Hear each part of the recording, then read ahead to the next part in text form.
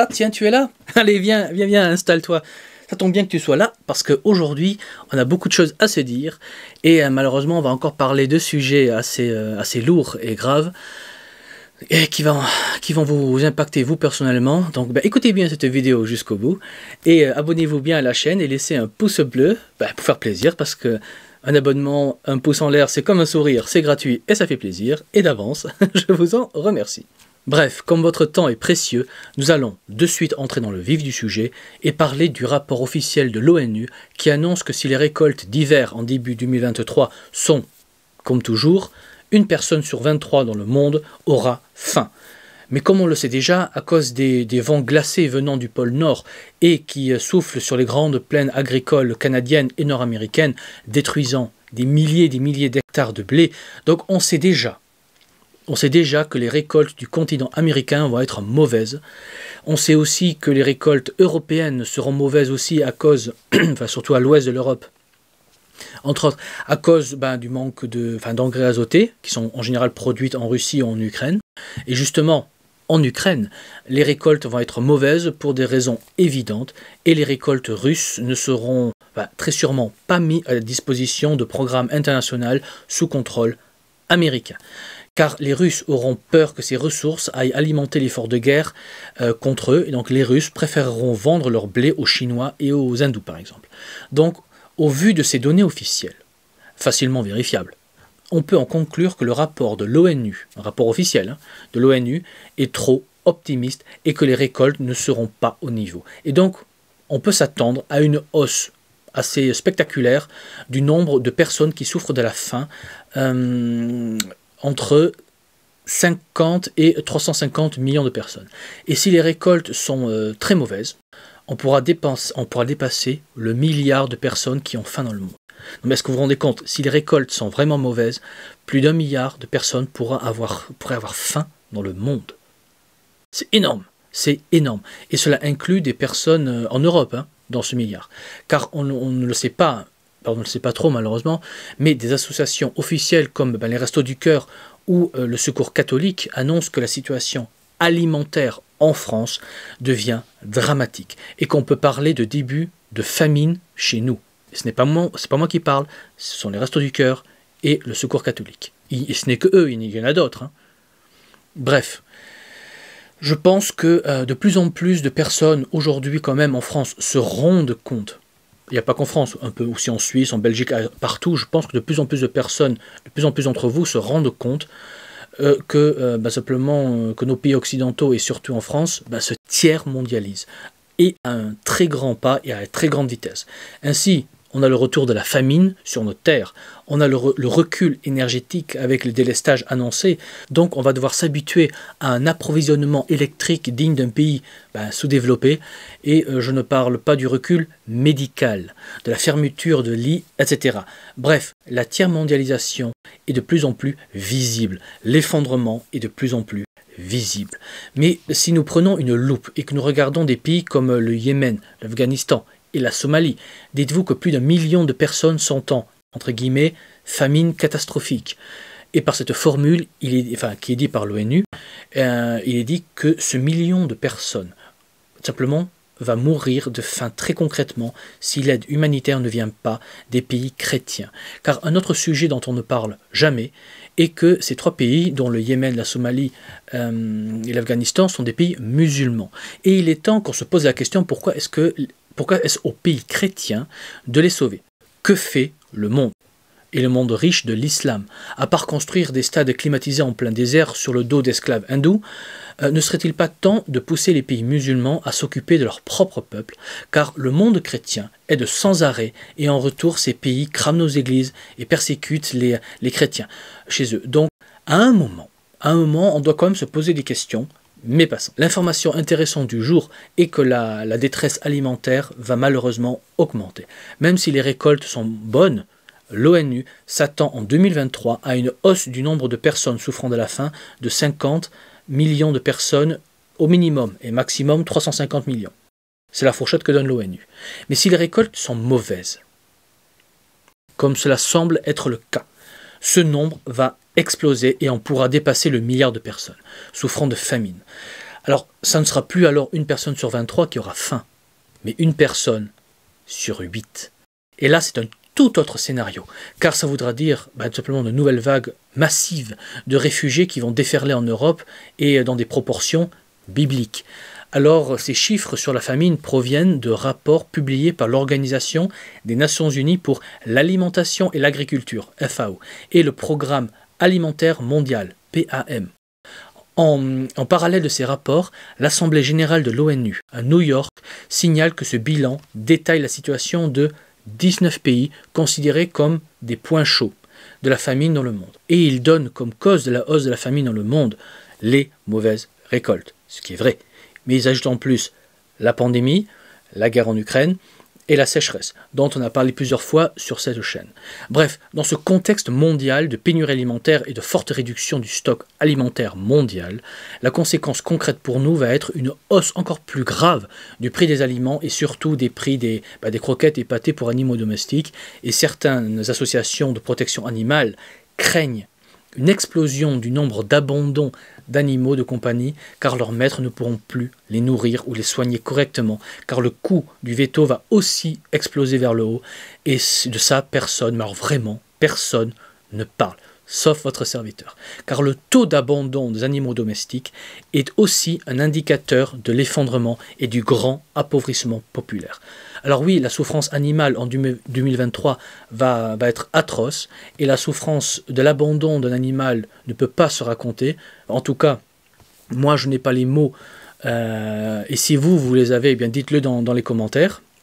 Ceci dit, moi je ne me réjouis pas du tout de cette souffrance, et je tiens à dire qu'un peu de positif peut en sortir, car là où une personne avait un chat ou un chien ou autre en 2023, de plus en plus de personnes vont préférer avoir une poule comme animal domestique. Car une poule peut être très affective, ça mange peu en comparaison avec un chien par exemple, et ça produit, on va dire en moyenne 200 œufs par an. Donc grosso modo, un œuf tous les 2 jours. Et ça va aider les gens à mieux survivre aux temps difficiles qui commencent. Rappelez-vous ce que je vous dis souvent. On est en train de passer du monde du citoyen consommateur, à qui on donne tout clé en main, à un monde du citoyen producteur. Et vu ce qui nous attend en 2023, c'est une excellente idée d'avoir au moins une poule, et c'est une excellente idée de commencer un potager, même si vous ne produisez que 25 kg de nourriture au total. Produisez quelque chose. Mettez vos mains dans la terre et produisez au moins une partie de ce dont vous avez besoin pour pouvoir vivre. Donc si vous ne me croyez pas, croyez les programmes de l'ONU, croyez les Restos du Cœur, croyez le Secours catholique, croyez Édouard Leclerc, croyez le PDG de Système U, et tant d'autres. Croyez même le grand Klaus Schwab, le grand bienfaiteur de l'humanité, le héros de Davos, le prophète du nouveau régime. Et petite parenthèse, il a écrit un livre que je vous invite à lire, car d'expérience, quand un Allemand célèbre avec des idées spéciales écrit un livre dans lequel il raconte ce qu'il veut faire, eh bien l'histoire nous enseigne qu'il vaut mieux lire ce livre qui raconte son combat, ça vaut mieux. Mais passons ce petit point Godwin. Donc concrètement, les rapports tombent. Les rapports tombent les uns après les autres et confirment ce que je craignais et que j'annonce depuis plus d'1 an maintenant. Et si vous ne me croyez pas, allez regarder mes anciennes vidéos, vous verrez que je n'invente rien. Ces vidéos sont gratuitement à votre disposition. Donc la famine progresse dramatiquement. Même chez nous, en 2023, risque, et en 2023 ça risque on risque de voir des émeutes de la faim assez méchantes si les événements dérapent. Et vu le Charlot au sommet avec sa moumoute et de la marque Jean-Michel, je ne suis pas très confiant que tout va bien se passer, mais passons. Bref, vous avez l'information, je vous ai donné l'information, maintenant qu'allez-vous faire de cette information ? On va potentiellement vers une guerre civile en 2023, entre autres à cause de la faim et de la hausse du coût de la vie, et des pénuries et des lestages. Donc, qu'allez-vous faire ? Et dites-moi dans les commentaires ce que vous allez faire. Après, vous êtes évidemment abonné à la chaîne en laissant un pouce bleu pour m'aider. Et non mais franchement, votre avis m'intéresse. Je veux vraiment savoir ce que vous allez faire. Et si je peux me permettre de donner un conseil, je dirais soyez méthodique, comme je le dis. Comme je le dis, la préparation se fait en 2 temps. En premier, il faut chercher à survivre aux crises et aux collapses. Donc il faut faire des stocks en tout et avoir au moins 1 an et demi de nourriture, donc au moins 110 kg de pâtes et des conserves. L'idée est simple. Il faut survivre à tout prix. Mais survivre pour survivre n'a aucun intérêt. Il faut survivre pour un but, pour quelque chose. Et moi, je vous offre un but. Je vous offre un objectif. Je vous appelle à survivre pour pouvoir participer à la reconstruction post-collapse. Mais la reconstruction ne s'improvise pas. Ça se planifie, ça s'organise avant, car il faut savoir quoi faire, il faut savoir où sont les outils et les ressources, et il faut savoir comment communiquer et transporter, et toute cette logistique ne s'improvise pas. Ça s'organise avant dans un réseau. Et donc, il faut rejoindre un réseau qui s'organise pour le collapse et la reconstruction après l'effondrement, de manière concrète et détaillée. Car seul un réseau organisé et peuplé de survivants peut mener l'effort de reconstruction. Et à ma connaissance, il n'y a qu'un seul réseau qui s'organise à cette échelle, et c'est mon réseau du Royaume. Et si vous avez une maison dans le pays de la Loire, la Normandie, ou la Bretagne, la Vendée, la Sarthe et compagnie, et que vous voulez rejoindre nos équipes, nous rejoindre est alors gratuit. Et il vous suffit de m'envoyer un mail à l'adresse qui est sous la vidéo dans le descriptif. Je vous mettrai alors en contact avec le référent de votre département. Et nous chercherons, aujourd'hui nous cherchons aussi, il faut quand même que je le reconnaisse, un référent pour la Normandie, la Bretagne, et pour tous les autres, nous rejoindre. Et dites-vous que pour tous les autres, tous ceux qui n'ont pas une maison dans le réseau et qui ne veulent pas rejoindre nos équipes, ce qui est possible, bien pour toutes ces personnes, bien nous rejoindre est payant. Et ça se fait via ma page Patreon Stéphane Vivaliste. Le lien est sous la vidéo dans le descriptif. Et oui, on ne vit pas que d'amour et d'eau fraîche. La préparation a un coût et il faut bien le financer. Alors, dites-vous qu'on a des chevaux, on a des radios CB, on a des techniciens radio, on a des médecins, on a un bûcheron, on a des militaires et j'en passe. On a du matériel, on a ce qu'il faut pour commencer la reconstruction. Mais ce dont on manque est de bras. Et aujourd'hui, on manque de bras pour aider à créer les lois, les règlements de fonctionnement du royaume au moment du collapse. Puis il nous faut des bras pour travailler à la grande reconstruction. Vous savez, au royaume, nous ne sommes pas des victimes. Nous ne sommes pas des victimes. Oui, nous allons subir l'effondrement comme chacun. Mais nous, on ne se laisse pas abattre. On va survivre. On a un but. On va survivre, on va se relever et on va reconstruire. Et je mènerai cet effort. Nous allons nous organiser. Nous allons nous organiser afin de produire ce dont les survivants auront besoin. Et plus nous serons nombreux dans nos équipes, et plus nous serons organisés, donc il faudra aussi participer à la mise en place de l'organisation, donc des procédures, l'inventarisation, tout. Concrètement, où est le matériel, comment produire, comment distribuer, etc.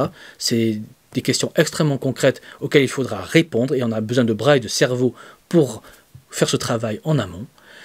Et, si on fait ce travail correctement, et plus on sera nombreux et organisés, et plus vite on pourra mettre en place des services publics, comme un service de santé pour les survivants post-collapse. Donc ne soyez pas des victimes. Rejoignez le royaume et participez à la reconstruction. Et dites-vous que chaque goutte de sueur que vous versez avant le collapse sera autant de gouttes de sang en moins que vous verserez après le collapse. Car un réseau solide et organisé peut assurer la paix et la sécurité pour vous et vos enfants. Donc rejoignez-nous et faites partie de la reconstruction. Et sur ce, il ne me reste plus qu'à vous dire, comme toujours, un homme averti en vaut 2, mais un homme préparé en vaut 4. Donc préparez-vous, anticipez, et je vous dis à la prochaine fois. Allez, ciao!